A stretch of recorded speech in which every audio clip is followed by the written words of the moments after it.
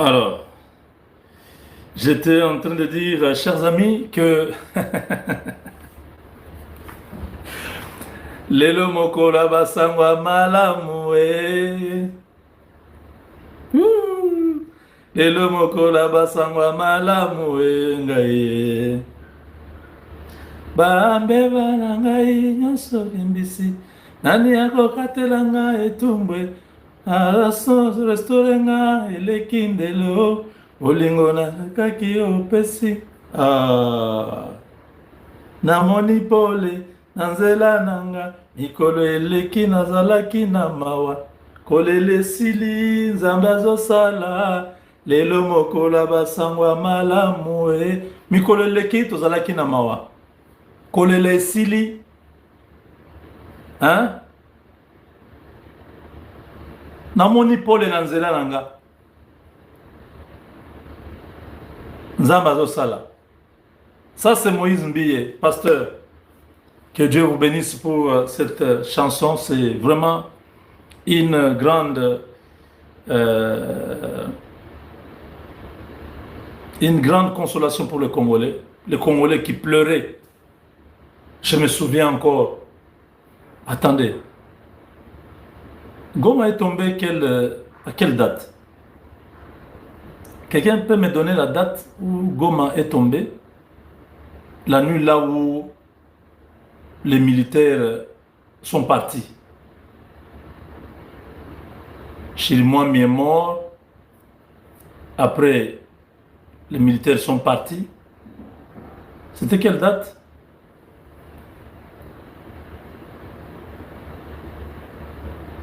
Le 26 janvier, hein? Oh, c'est demain. Une année jour pour jour. Ouh! Zambi munena. Ambila edino dende. Zambi munena mule yepo. Zambi munena mule. Oh, notre Dieu a triomphé.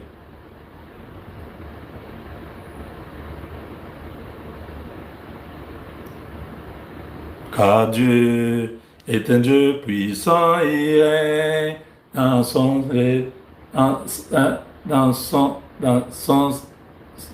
dans son saint lieu. Voilà. Dans son saint lieu et règne avec sagesse. De Dieu puissant. C'est une chanson, une vieille chanson. Tu vois, hein? Nous avons un Dieu puissant. Car Dieu est un Dieu puissant, il règne en son saint lieu avec sagesse, amour, et Dieu est un Dieu puissant. Voilà.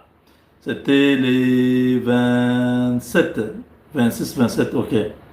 Ça a commencé déjà vers le 25, là, oui, c'était compliqué. Le 27, c'est la date où on peut dire ils ont pu. Donc, nous sommes le 25, 2 jours. Hein. Le même scénario est en train de se faire. Les autorités rebelles du M23 ont fouillé la ville de Goma. Ce soir, il y a eu des détonations terribles. Ils ont paniqué, les véhicules sont venus de Gisenyi, des jeeps ont sillonné la ville. Ils sont dans mode alerte. Les autorités civiles, militaires, le maire, le gouverneur, l'ANER, tous ces militaires toutes ces autorités ont fouillé. Ils sont allés à Gisenyi. La ville maintenant là, nos hommes sont déjà dans la ville. Certains regardent seulement, ils voient comment l'agitation. L'agitation. Badimu Lunteka. C'est le système Lunteka. On ne sauve personne. Monsieur le Président, de grâce. Félix Tshilombo Tshisekedi. Monsieur le Président, ne sauvez personne. Vous allez voir à partir de demain. Les gens vont faire, oh non, je me désolidarise avec le M23. Nous ne voulons pas, ne vous désolidarisez pas. Restez là-bas. Ok? On n'a pas besoin de vous. Nous sommes 150 millions. Nous sommes déjà nombreux. Vous avez trouvé qu'il fallait vous associer aux Rwandais pour tuer nos frères. À la fin, commencez à demander de pardon à Bidon et à Bouzoba. On n'a pas besoin de pardon de quelqu'un. On ne va pas pardonner quelqu'un, on ne va pas gracier quelqu'un, on ne va pas amnistier quelqu'un, on ne va pas vous réintégrer au Congo. Même les frontières du Congo. Si vous vous hasardez, si on vous prend, vous serez dans la même cellule avec un Tumba Boamunda.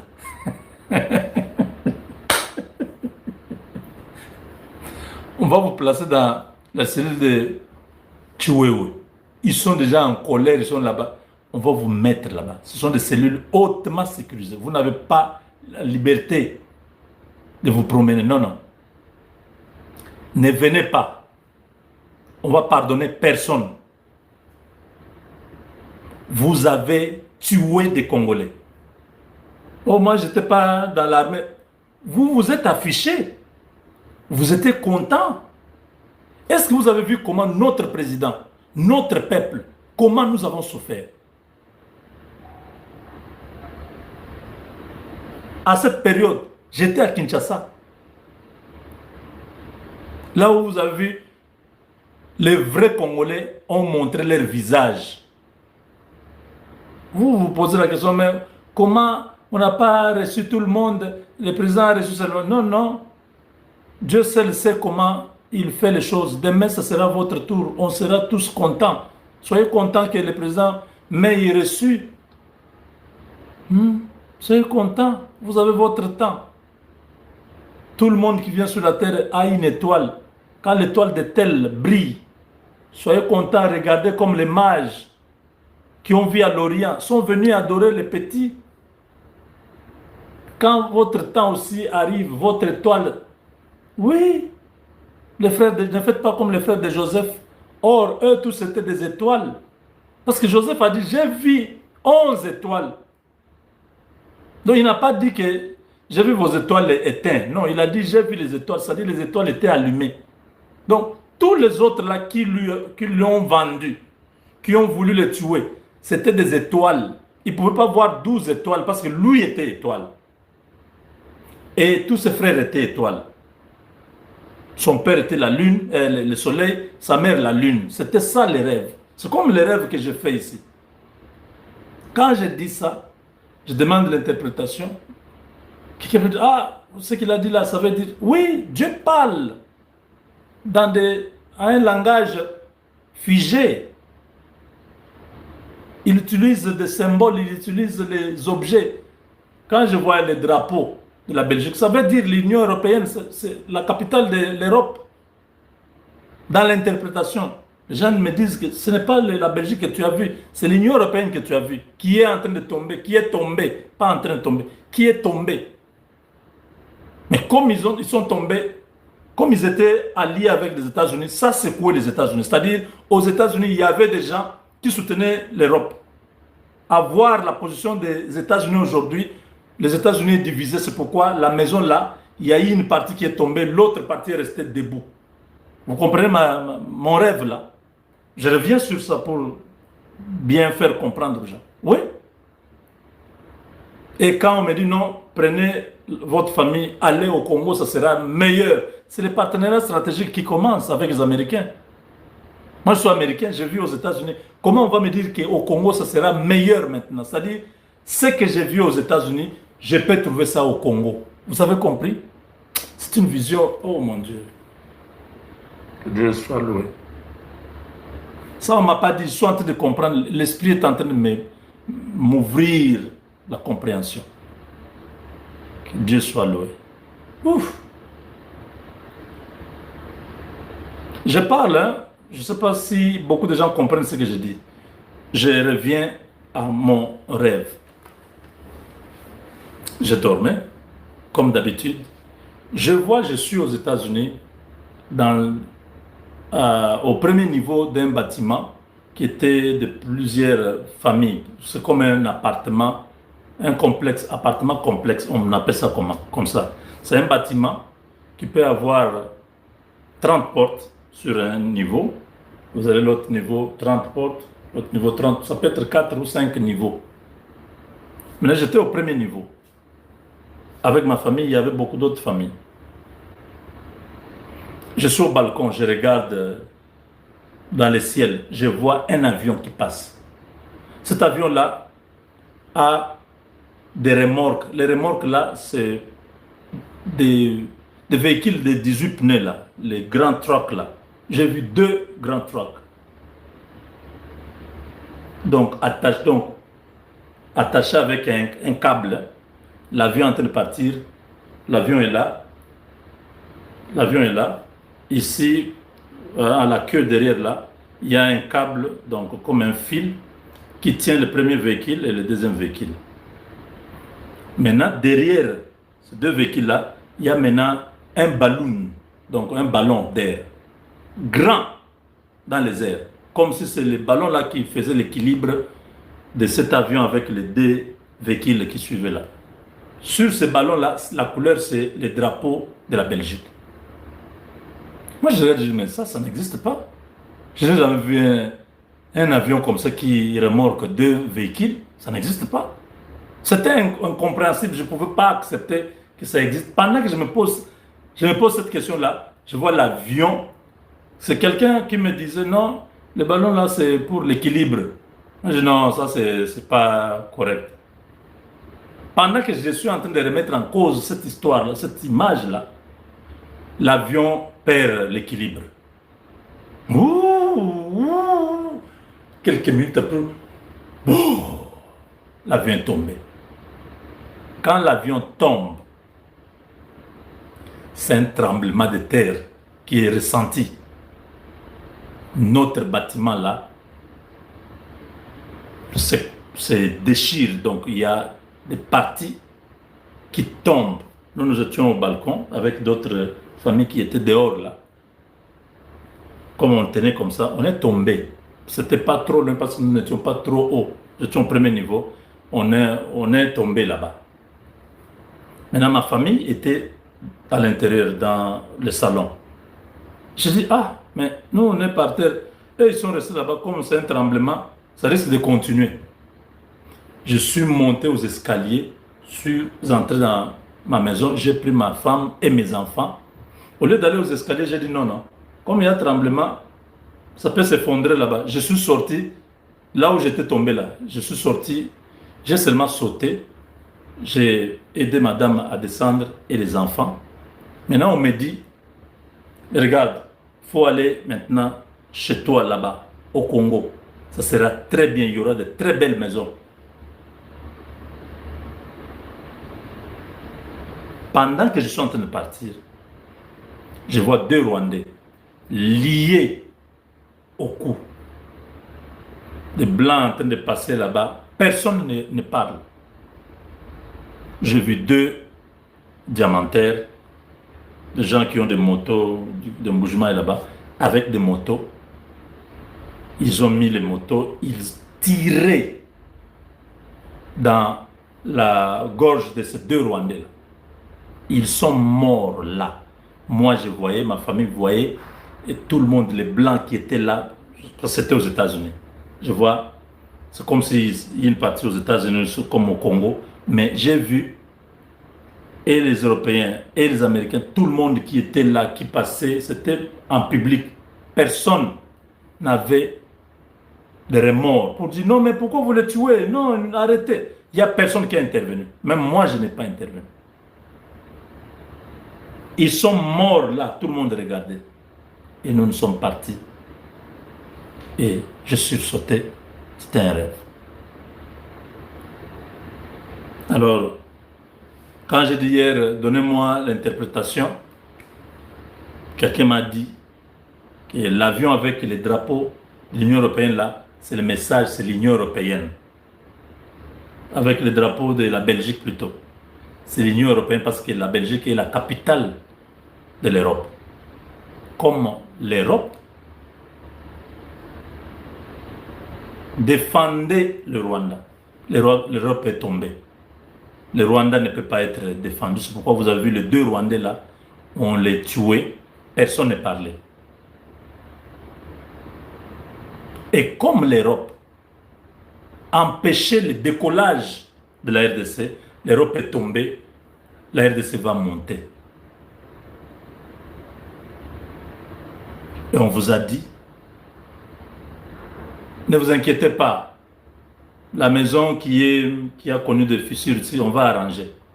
Mais allez là-bas, chez vous, au Congo, ça sera très bien. Et ça, c'est le partenariat stratégique. Le Congo sera construit, le Congo va monter. Je me dis, il faut aller avec les enfants là-bas. Ça sera meilleur. Je ne sais pas si vous avez compris. Les partenariats étaient combattus par l'Europe. Ils ont tout fait, ils ont signé un accord avec le Rwanda pour les minerais que le Rwanda n'a pas. Ils nous ont combattu, ils ont tout fait. Macron, que ce soit la Belgique, ils ont tout fait pour que les États-Unis ne signent pas un partenaire avec nous. Mais j'ai vu l'avion tomber. L'Europe est tombée. Vous avez compris ma vision? Vous avez compris ce que Dieu m'a montré? Si vous aviez encore des doutes par cette vision, acceptez que Dieu a donné la victoire à la RDC. Tobaki toza na système ya maya Mungu atosopi na mabele. Michopi nyonso oyo ebatama na ba oyo babandaki kokanga biso makolo bakobima na mpwasa. Bango wana Claude Ibalanki, proche ya mokonzi ya mboka, azoya tina ndako ya chef de l'État azolia fufu. Première dame mpe atyelie fufu parce que azalaki ambassadeur etinera. Njoka Yuda bandaki kolia mokonzi ya mboka se na se. Njoka vwe Yuda abandaki kolia mokonzi ya mboka se na makambu nyonso azokendaka kopesaka ba Rwanda. Voilà eloko général Sylvain Ekenga alobaki même pas un mois. Yono baki Sylvain Ekenga za mutukutu ba China bakanga ete. Na obaki eloko alobi. Ata bokangie me bobimisa me efongoli ba Congolais nyonso misu. Efongoli ba Congolais nyonso misu. Eloko Sylvain Ekenga alobaki. Claude Ibalanki wana njoka azalaka 50-50. Papa congolais, maman rwandaise. Voilà. Yango tozo lobana nous na ba service na biso ya sécurité surtout CNS. CNC. Service ya makasi. Boko tano na présidence wana il faut bo identifier batu nyonso bazawa. Parce que oh déjà balakisi oh ekomi c'est déjà dangereux. Boke na présidence bo bandela identification lisusu. Mutu nyonso za na présidence. Boye ba mama na ya zanani, papa na ya zanani. Mwasi na ya zanani.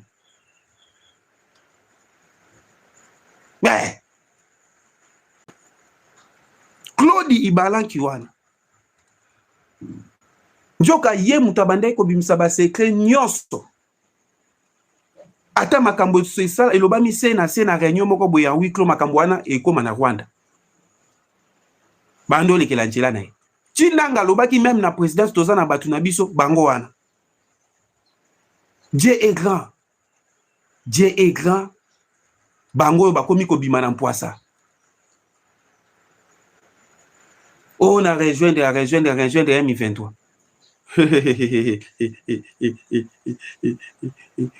O tozo benga na minute o mama na buzoba eza lokola joueur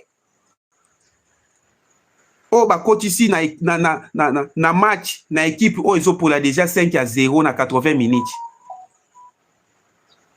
do ba humilier yo parce que okosala logo te équipe na bino déjà poli eza kwa ba Claude Ibalanki wa ozo katisa na minute o ngambo ya ba M23 oyo bango na minute o bazokanga bisaka bazo pakata mbangu yango yo yango moni oke kokota na pa ba M23 équipe o déjà zo epoli nango déjà monani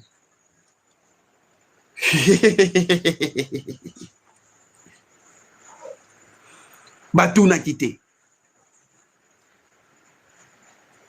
to baki toza na système ya kolongola ba antenne nyonso ya Kagame o ezalaki kati na biso ba antenne ezalaki partout yo moni bazalaki 100% si na bakuna bango ko simba na présidence bazalaki na armée bazalaki partout na renseignement bazalaki mais awa biliaki bango bikoki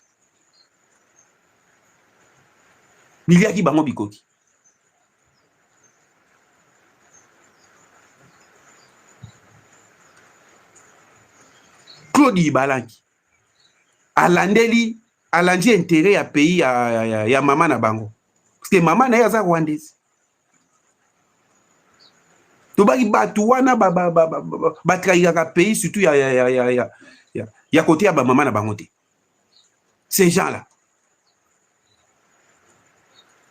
ti Kabila banda ko obligé ba politicien na à l'époque bazala na basi ya ba rwandaise pamba te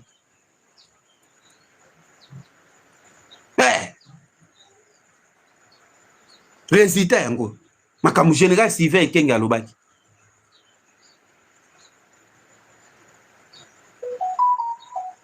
ya esengo parce que oto bengaka coup mal préparé retour nango ezalaka mabe coup mal préparé retour ezalaka mabe pona bango bamonaki ezalaki coup moko kitoko ba préparaki yango bien mais njoka awa biliaki bango bikoki au fur et à mesure tozokanga bango au fur et à mesure tozomona makambo nyonso ezosala mais ezopesa biso mayele bato bazoyeba te na minute oyo Faci nde aza na position ya makasi bango nde bakomi na position ya faiblesse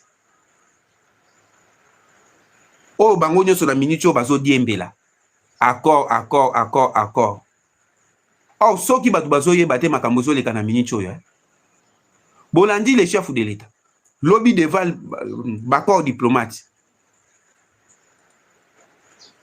Faci lobby eloko oyo déjà bande koyebisa bino nga alobaki yango bien avant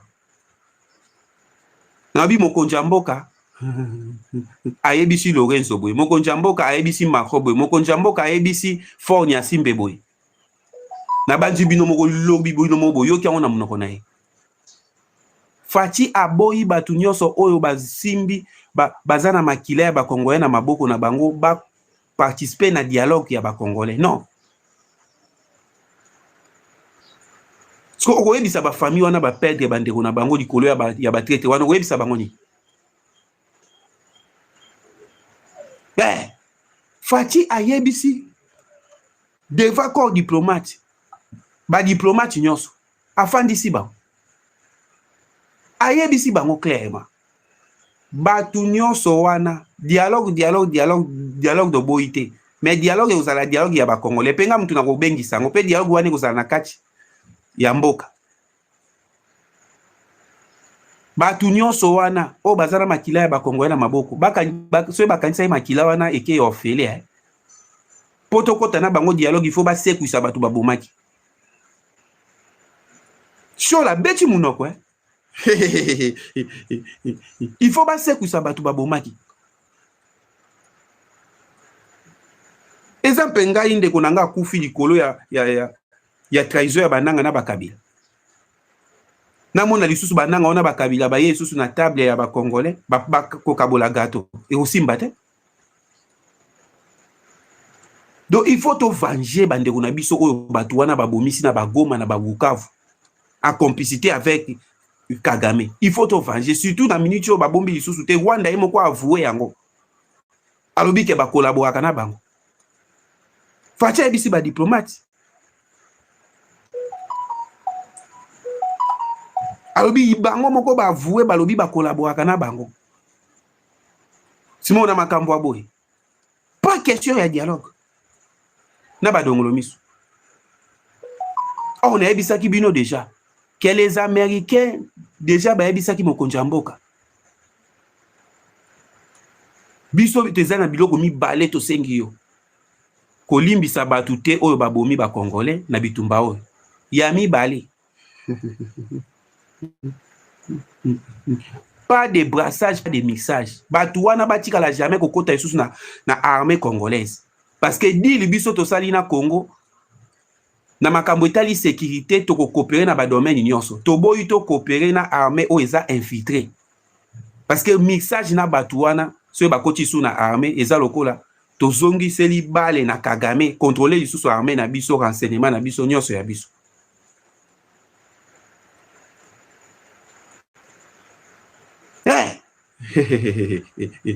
awa nde bazabu ebidiaki bango bikoki nga napesaka bino badachi napesaki dati ya kolongwa na bango na Uvira na obaki 14 jours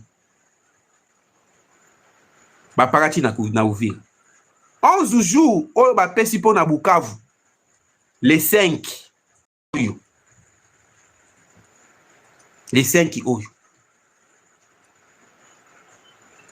donc il faut passer la déclaration avant les 5.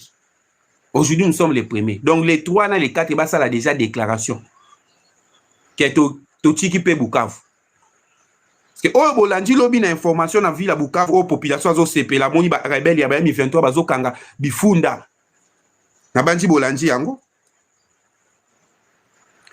lobi na ville à Bukavu population abimi azo sepela parce que amoni ba rebelle na ba kifunda ba musu bazo kende na na ba frontière ya Rwanda.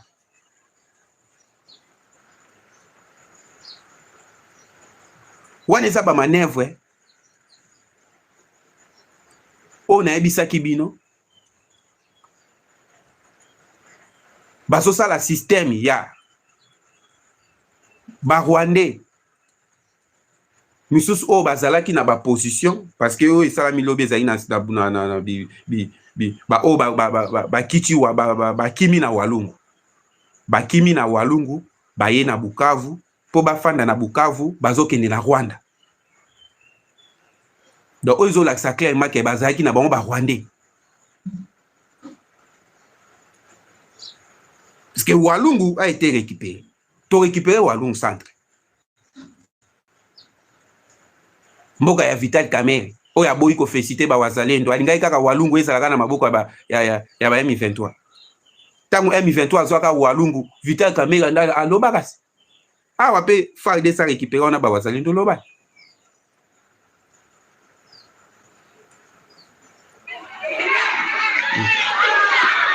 Eza na butuku tu image ezo mona na te. Donc esala mi lobby.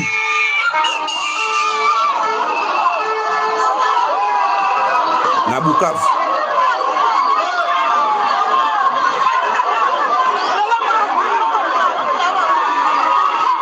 Donc butu ya lobby o population azo sepela. Pourquoi population azo sepela? Population azo sepela amoni ba Rwandais na ba kifunda basali mulongo bazokende na frontière ya biso na Rwanda bazokota na Rwanda. Ko population lobby déjà balobaki déjà que population lobby déjà balobi que esili babimi na Bukavu. Mais tebisi bande na biso ya Bukavu o na solara na bino el nyonso. Parce que awa na café ya tongo nde bozwaka ba info ndenge sengeli. Dati na bango eko expirer les 11 jours. Parce que les Américains balobaki Uvira, après Uvira Bukavu, après Bukavu Goma, après Goma bakote tout babunaga na wana. So landi même eloko oyo Fachi ABC gouverneur na biso ya Sidi Kivu oyo azo fanda na Uvira. Fachi yambaki ye. Apesi programme nyonso. Président ABC Uvira, Bukavu, Goma, nyonso wana tozo récupérer yango. Na ba jour.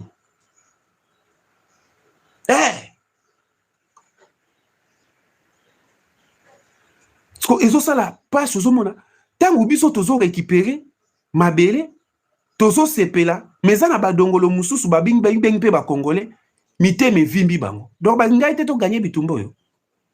Yo na lobaka bato ademi tu. Ba kosuka mabe. Bato ademi tu ba kosuka mabe. Oza likolo na mutu na Congo libumu na Rwanda. Comment ko sepela te na victoire ya Congo? Do basiliki. Depuis M23 kima na Uvira basilika. Bayoki FARDC to récupérer point 0. Parce que point 0 wana nde bande ko pesa ba M23 accès ya ko kende tina Katanga. Tant to récupérer yango ba opposant ebele basiliki. Mite me vimbi bang.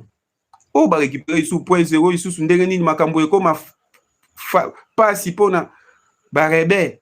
Donc bango balingaki rébellion ayati na Katanga. Po ba imposer siko fati dialogue na makasi. Awa siko bibiaki bango bikoki. Verbe avancé oyo nanga conjugaki e balukeli bango na verbe reculer kutute fuir parce que lobi population amoni bango na Bukavu na bakifunda. Bozo kende wapi oyo bazongi na babake Rwanda.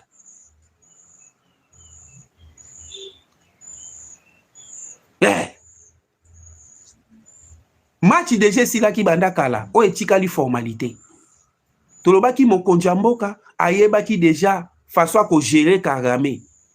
Kagame azalaki joueur oyo abandai déjà kotambola na carton jaune. Facha bandai ko luka zwa deuxième carton et ça la rouge abima na terrain. Yango moni atindaki na foti na Uvira. Uvira déjà zalaki deuxième carton jaune ya Kagame aza déjà na rouge. Awa bazaka na opération ya kobima. Chika Congo bima.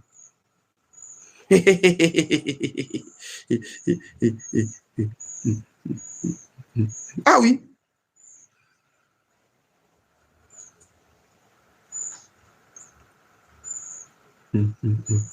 Mouvement wana esalami lobi ya ba M23 ezaki na de cas militaire balongwe vraiment na cas militaire. Na komba cas militaire TP industriel. Ndeko bocha ba j'aime ebele café ya tongo ezaka ya bino ya biso ba congolais. Mais ba dongolo miso wana pe bakoma kolanda ngo. Ba ma kosombela ngo lipa lokola information ngo café ngo ezaka ya bango. Bocha ba j'aime ebele etufaka plan na ba. Ouais.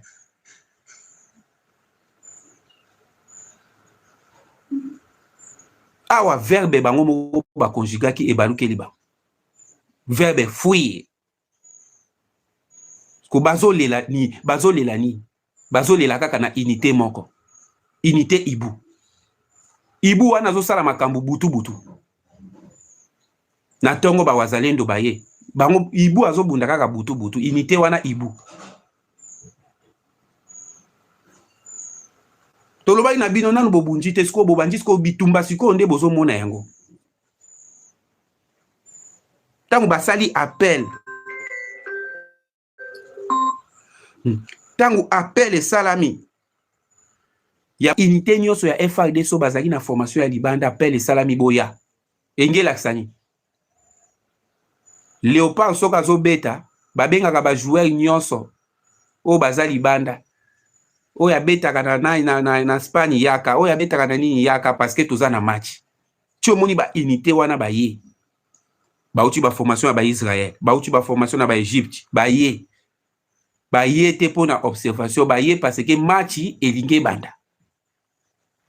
To ngaki afato banda match to zo ba raison nyonso, to bloquer Kagame politiquement, diplomatiquement. Ndaza na micho bloqué. Donc balisko na micho eza na cannabis. Tifachi azolo ba deva ba diplomate, azolo bango pambate, aza déjà na assurance.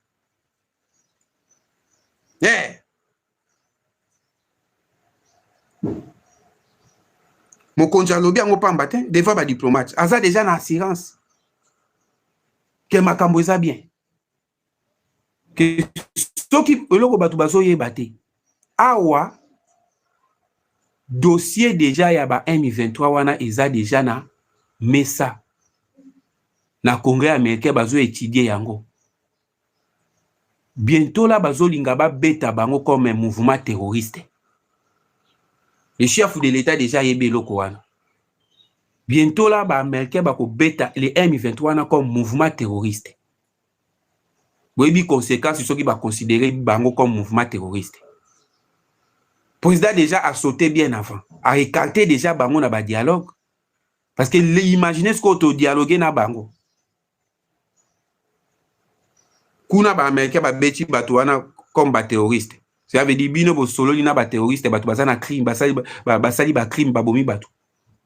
Comment boke ko sola na bango. Do moni mokonzi mboka déjà a écarté bango déjà bien avant. Pas question ya batu bazana crime to sola na bango. Facha yebi déjà que bientôt là bazo considérer mouvement comme mouvement terroriste parce que les Américains batunaka bango te na mambo etali terroriste. Oh, boke ko bundisa bato wana pourquoi? Surtout soki baza ba terroriste. Makambo déjà eza na mesa.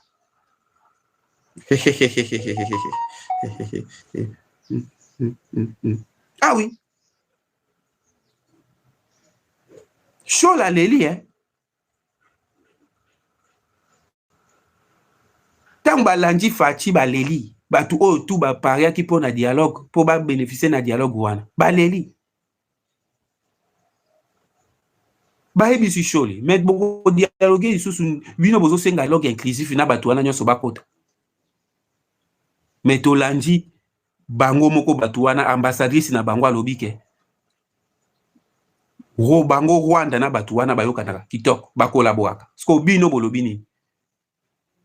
Shola zolo bakeo ya landaka makambo wana te zolo bama ambassadrice wana makambo alobi wana ya zonjima yango te eza makambo intelligence artificielle. Okindo kite. Alobi makambo ambassadrice Rwanda na lobi eza intelligence artificielle. Oh,